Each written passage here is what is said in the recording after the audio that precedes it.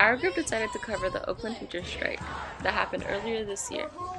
At the time that we started this project, the Oakland teacher strike was the most recent addition to the Red for Ed movement. Red for Ed means so many things. It means advocating for our students and for our public education system. Red for Ed just unites us. Red for Ed movement took the nation on by a storm, inspiring teacher strikes all across the nation. While uncovering the events of the strikes, one thing that particularly caught my attention was the amount of community support that was given to the teachers. Seeing the community actively endorse the unions for the teachers made me wonder, what was the public's perceptions of unions today? In order to answer these questions, I created an online survey and shared it on my social media to see what people were thinking about unions today. The survey asked the participants to agree or disagree to statements that I thought would convey public sentiments about unions.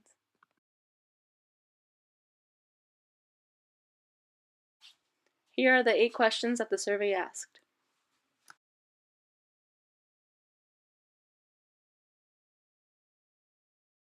And here are the results. While the results of the surveys were informative, I didn't feel that they truly reflected the community's perceptions. In order to uncover this, I decided to conduct an interview with my community members.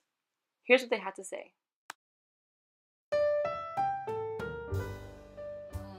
Una unión tiene muchos beneficios cuando eres miembro de la unión, porque la unión te ayuda a encontrar trabajo.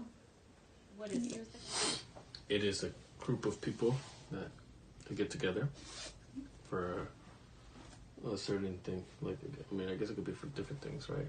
But what we use unions for normally is for collective bargaining. Not an exact definition, but I know it's generally, I guess the general concept is it's a group of workers who, often in a similar career or profession or group that can kind of get together and have the power to, I guess essentially influence an employer. They can, organize strikes and that. A company, well, not a company, it's like, well, a union. It's supposed to help the people, the laborers, whatever problem they have with the company, they're supposed to help them out to get, more money for the work they do and get stuff like that. They get take vacation and medical services, all kind of stuff like that. So I hear unions are supposed to be. They're supposed to be. What do you think they are? The truth, I think, to me, they're a bunch of crooks. They just take your money, and they're not really helping you, and whatever. Mm-hmm. Whatever problem you have, they might do some little here and there. They might just go talk to the company. To protect the workers from unfair working conditions. Okay. And people are tired of it. Well, and how did they... Well, I know in history, especially back during the Industrial Revolution, people were pretty much screwed over on just about every front, people had next to no power. They were in terrible working conditions, got terrible pay, worked terrible hours, and again, for barely enough to survive, if that. So I know a lot of them started off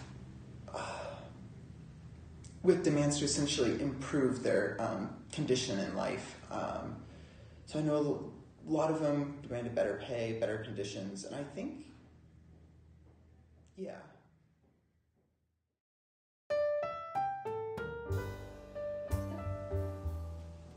Sí, considero beneficioso. ¿Y por qué? Para poder tener mejores trabajos justos para todos. ¿Y usted cree entonces que sin las uniones, en la ausencia de los sindicatos, no van a tener esos mismos beneficios? No creo. Okay. Based on my opinion or my lack of knowledge of the unions, I don't know much about unions, and this is my perception or of what unions are, because I have never been into a union. I never really looked at their values or whatever. I just have like some sort of very narrow perspective of what. I'd say yeah, because I mean, like for example, let's say if you don't have a union and then like the union tells you like how much you can work, right? Let's say the employer's overworking you, you might lose like productivity because you're getting workers that have been working like 15 hours, and then you're just paying them, you're overpaying them because they're not being productive. So if the union comes up with these rules like you can't work more than 8 hours in a single day.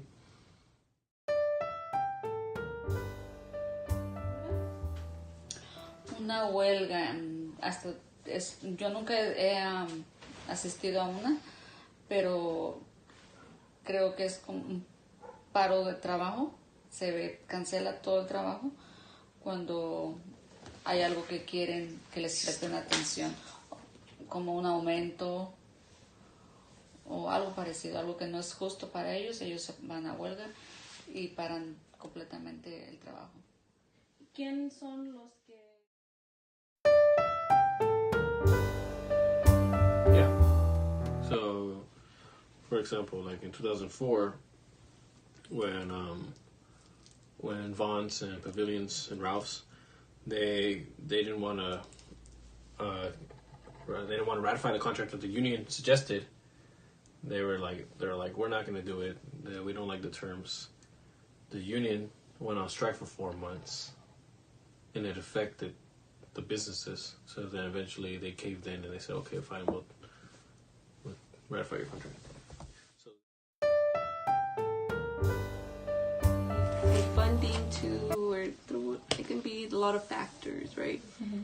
And I can also see why it can be beneficial, right? You have a group of people working together, fighting for the same thing, wanting the same thing, and I think what's so beautiful about a union is how when there's a victory, when you see somebody winning and they just have so much passion for it, mm-hmm. and the victory of whenever they go through a strike or something like that, I think that's the most beautiful part, because you are all united people are fighting for something that they all believe in.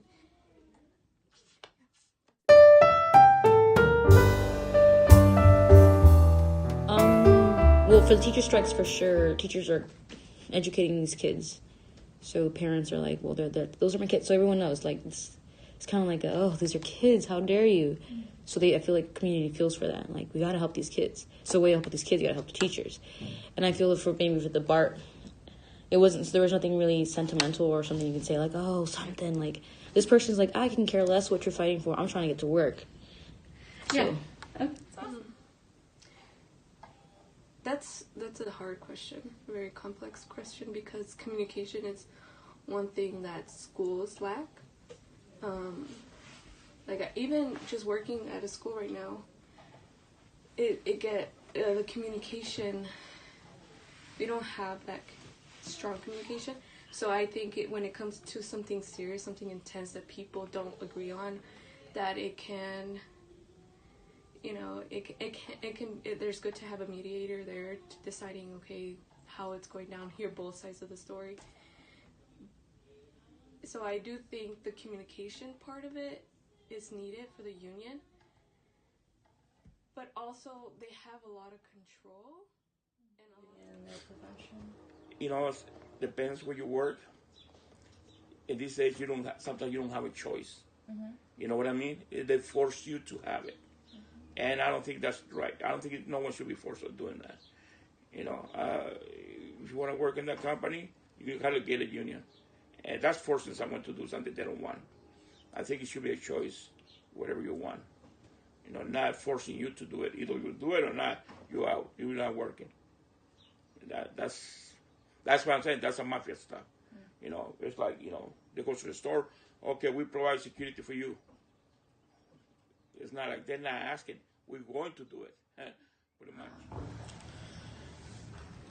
Well, I hope to be a teacher. And I mean, as far as I know, a lot of teachers have to join the union. That one in particular, I would absolutely. I mean, I think I'm still pretty young and I haven't been particularly knowledgeable about politics and news for that much of my life, but I think the teacher strike that's been going on right now probably had the biggest impact on me, because a lot of their demands weren't necessarily just for themselves, you know, for like better pay for themselves. They were also demanding like,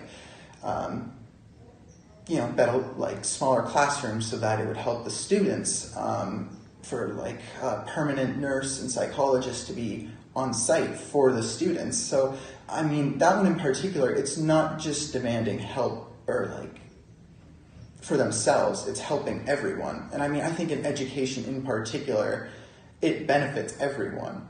Because with the next generation, you educate them well, then they'll hopefully go on to do good things or like be better people than they would, say, without any schooling. After conducting the interviews, I gained a better understanding on how people in my community viewed unions, their historical importance, the current importance and benefits they provide, the skepticism and doubt that comes from misinformation, the simple confusion on what unions are. But what was made most apparent to me while conducting these interviews was that the teachers' unions were viewed at a higher regard than other unions. This is because of their inherent partnership with the community.